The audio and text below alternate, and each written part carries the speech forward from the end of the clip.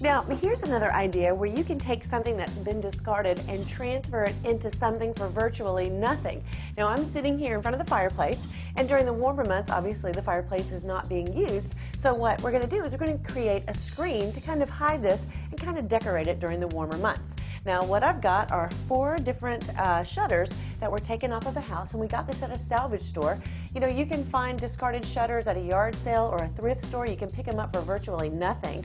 So those are pretty inexpensive, and all we did was just put a couple of coats of this really pretty green on it. Now, another thing that we had to pick up for our project was this right here. Now, these are just little hobby hinges, and we got them in a brass finish to be more in keeping with the look of the room. And I'm going to show you just how easy it is to assemble our little screen here.